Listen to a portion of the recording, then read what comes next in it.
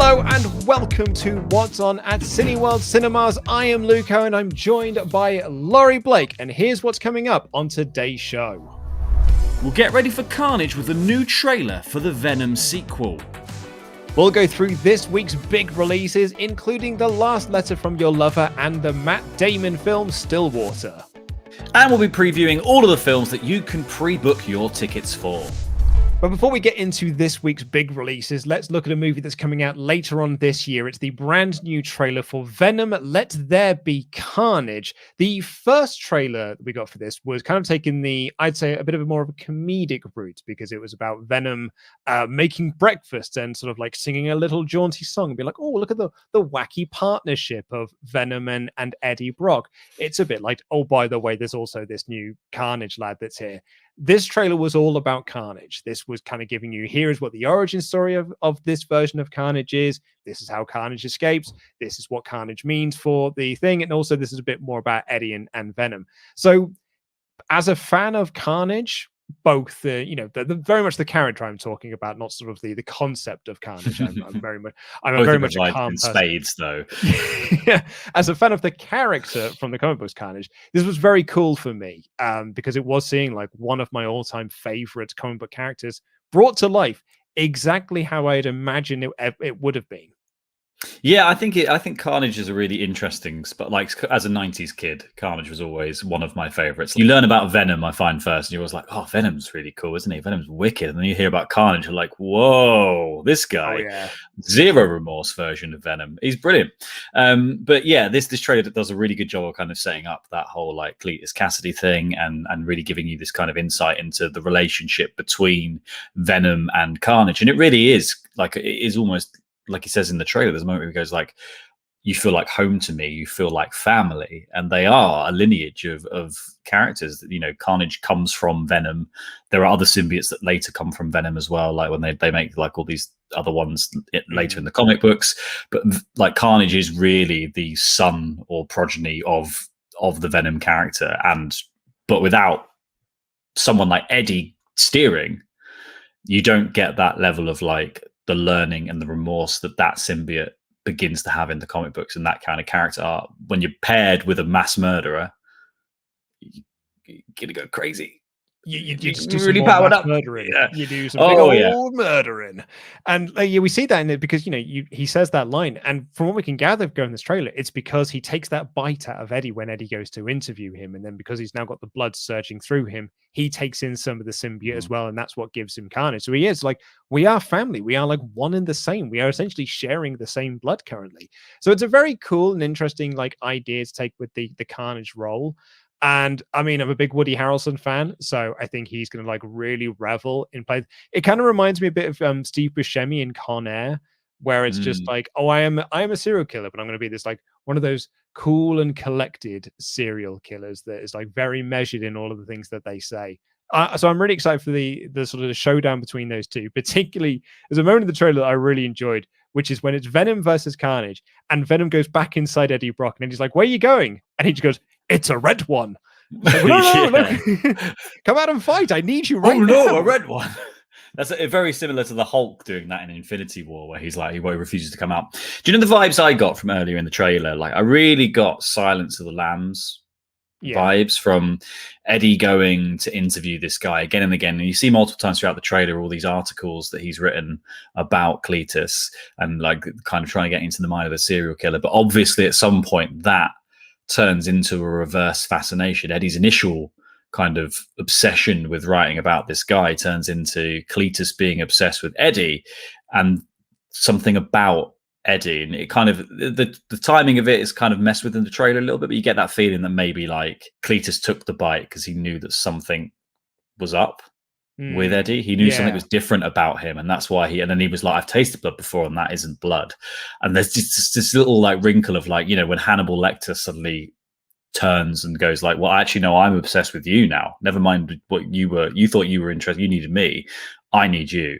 And that's when it becomes really kind of perverse and weird and horrible, and like you're gonna have Carnage, this horrible monster, essentially stalking your hero. Yeah, I think that's going to be really fascinating to watch in the film. Never mind the big mashups, obviously, when the monsters actually fight each other, which is going to be cool too. Yeah, that's going to be really cool, especially because like I didn't think I knew this, but it's directed by Andy Serkis this time round, which is a really interesting choice for director because he's a man who has like made a bit of a career from mocap work, from doing Gollum in Lord of the Rings, the Planet of the Apes trilogy as well. So like he's a really interesting guy to like put behind the director's camera for this. Because what I'm hoping for is that the fight scenes between Venom and Carnage don't just feel like sort of like a CGI sort of mashup and sort of like smashing stuff together, because that's kind of what turned me off a little bit from the first one. As much as I enjoyed the first one, that final fight sequence was a bit like, I'm not really feeling much from this. Maybe like with Andy Serkis behind the director's chair, and we can get a bit more sort of like, I don't know, like weight behind the characters, I think. Yeah, I kind of agree. You don't want to go too far. You don't want to end up like first Transformers film where it's just like it looks very impressive and you can see each individual whirring cog on the screen, but you've no idea whether that's someone's arse or their eyeball. Do you know what I mean? Like that's and you're kind of lost in the scene as much as they are. Like, so I think Andy Serkis will do probably a very good job of kind of managing the combat, I guess, essentially. But also the thing that he's brilliant at is putting character into things that aren't human, into non-human characters. He's very, very good at making them sympathetic.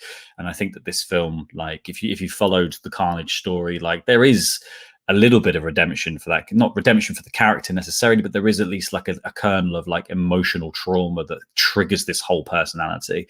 And that's something they can dig into here. It very much looks like if you played the Maximum Carnage game or any of that stuff, like there's all this church stuff. He was brought up like in a sort of religious orphanage, like that. It seems like that's all going to be played on in this film particularly.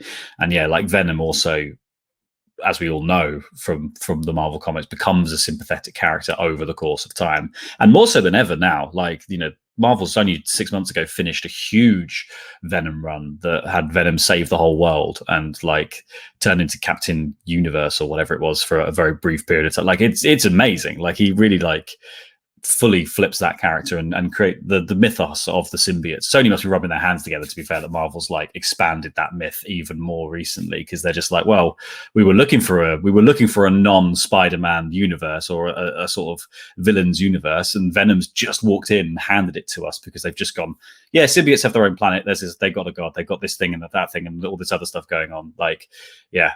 That was going to be a question I had for you just before we get out of here is, do you think that we're going to get a cameo at the end of this, maybe in the post-credit sequence? Because Sony are building their sort of like villains universe. Kraven the Hunter has been announced with Andrew Taylor-Johnson. We have got Morbius coming out next year, which has got a cameo in there from the Vulture from Spider-Man Homecoming. Do you think that we may get something at the end of this?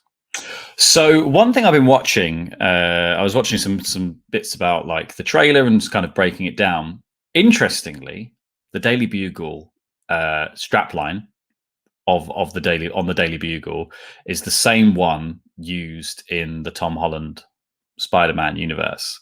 Mm-hmm. So like while seemingly the two things don't exist in the same place, it seems like this Venom verse is some sort of variant of the Spider-Man universe, and therefore that could be a way for Tom Holland Spider-Man to drop in and face off against Venom at some point in the future, especially with multiverses going on in the MCU for much of this next phase. It seems very likely that we're going to start building towards, Sony are going to want to capitalize on that with their properties as well, and kind of use it as a clever way to kind of bring stuff together, even if it's just for a couple of films, but they're gonna want to pump out a few during this kind of phase of the MCU, because it's the perfect time to put a load of characters together and see what works and see what you can keep. And it's a great way to shuffle all your pieces around.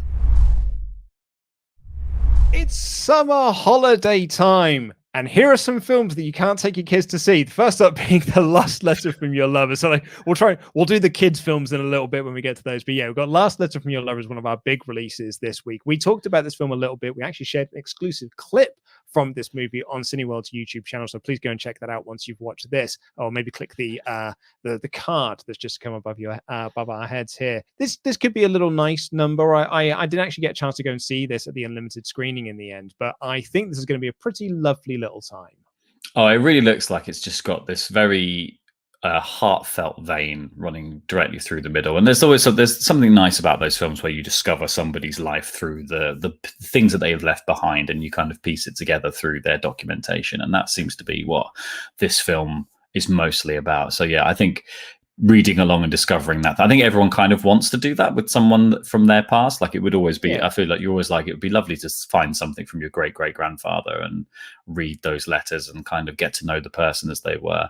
And yeah, this seems like this is the cinematic version of that. But if you're looking for something a bit more action orientated, Stillwater is also out today, the new Matt Damon flick, sort of based on the Amanda Knox story, which I think she has taken some sort of umbrage with. But you know, the film itself, like, the trailers look really cool for this. This looks like this is a lot of people saying this is Matt Damon back to being his Matt Damon best, or like it's the most Matt Damon has felt like Matt Damon in a while. Yeah, it looks like it's an interesting premise, which is obviously why they've decided to sort of focus in on this. And yeah, it's like kind of a fish out of water, but then he's not even just out of water. He's a very boisterous fish out of that water as well, and like causing all sorts of havoc in France as he's got over there. But yeah, I think it's going to be interesting to see the kind of push and pull of the character dynamics here, as this father tries to get his daughter out of prison in a foreign country, not really understanding the culture, the people, or anything about law, seemingly. So let's see, Matt. Yeah, good going there, Matt. You can also check out Spirit Untamed, The Croods Do, Space Jam: A New Legacy, and The Suicide Squad, which was my pick for last week of the film to check out. And it's going to be the same film again this week, because I saw this and oh man, did I ever enjoy The Suicide Squad. I keep seeing the trailer for it again on TV, because obviously the film is out now and they're doing a heavy push for you to go and see it. And every time I see a trailer, I'd look at my wife and be like, I want to go watch it again. I absolutely loved it. Ah, good. Well, I think that might be my pick of this week too. I think it's definitely time I actually sort it out and go see it. Oh, I think you'll have a blast with it. It's really fun. Like, everyone is on point. James Gunn's direction is on point. Like, the soundtrack works. Like, it's everything you wanted it to be, and so much more. I've seen a lot of people say it's like their new favorite comic book movie. I don't know whether I'm going to go that far, because we are in an MCU world where Avengers Endgame and Captain America the Winter Soldier exist. But I mean, it might be up there though, because I did like, I want to go see it again. In fact, I may do. Like, I know we've got Last Letter from Your Lover and Stillwater, like, as new releases, but I do want to go and see Suicide Squad for a second time. But also released is, still in cinemas, is Jungle Cruise from Disney, which is available in 4DX and IMAX, as is The Suicide Squad. But we have a special interview now, a couple of clips from an interview that Carla from Cineworld did with Edgar Ramirez talking about Jungle Cruise. Check it out. You're the villain in this, so how daunting was it having to kind of go up against Dwayne "The Rock" Johnson? I'm the misunderstood character in the movie. No, I'm kidding. I'm a villain. A little bit misunderstood though. It's great. I mean, it's a real adventure. I mean, this movie really remind me of the great adventure movies I grew up to. You know, when I was a kid, you know, Indiana Jones and Romancing the Stone. It's got that tone. You know, it's got the Easter eggs. The twists and turns, and of course very faithful to the original ride, but also with new elements to elevate the story and elevate the adventures. We are actually showing this film in 4DX in the UK, and we're the only place where you can see it in 4DX. Are you aware of 4DX at all? No, what is that? So 4DX cinema is extreme cinema. You have moving seats, you have water spraying, you have wind blowing, you have fog and bubbles. Oh, I love it. I wish I could be there. It's an amazing, beautiful way to see a movie like this, because it's really going to make you shake. What is your favorite part about seeing any movie on the big screen in a cinema environment? I think the collective experience, you know, how you laugh, cry, get excited, get shaken up.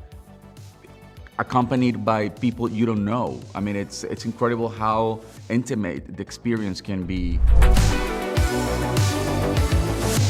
Have you got your tickets to see the secret screening yet on August 11th? We still don't know what it is. Oh, the curiosity is killing all me. the Cineworld contacts in the world, Luke, and we still don't know. No.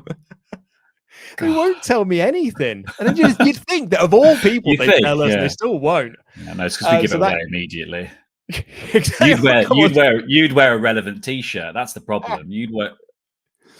Absolutely, yeah. So that is on August 11th. So please do click the link in the video description down below to get your tickets for that. I'm super excited to do it. I've got my tickets sorted for it. I don't, however, have my tickets sorted for the Paw Patrol movie, which is on August 9th. You can pre-book your tickets for that using the links in the video description down below. We mentioned it's the summer holidays. The cinema is a great way to keep little ones satisfied. Also, it's air conditioned in there as well. So if we ever do get a summer, which I believe is around the corner at some point, I'm waiting for that summer to make an appearance. Yeah, I keep on missing it, but I believe it's coming back at some point. It's a perfect place to go and escape the hot weather and keep the young ones entertained. And what better way to do that than with the Paw Patrol movie? I am not a father, so I don't really know much about Paw Patrol, but I've heard that the kids bloody love it. Paw Patrol it's up there, mate. It's peak kids TV, Paw Patrol. So like the fact that Paw Patrol's got a movie and it's in cinemas, that is a massive boon to parents. And I think they must be jumping for joy to know that that's going to be on and they can take their kids there. Well, what I am going to pre-book my tickets for August 13th. Really looking forward to this. Free Guy, the Ryan Reynolds movie. We talked about it a couple of weeks ago because of the Deadpool trailer that he did with Korg from Thor Ragnarok.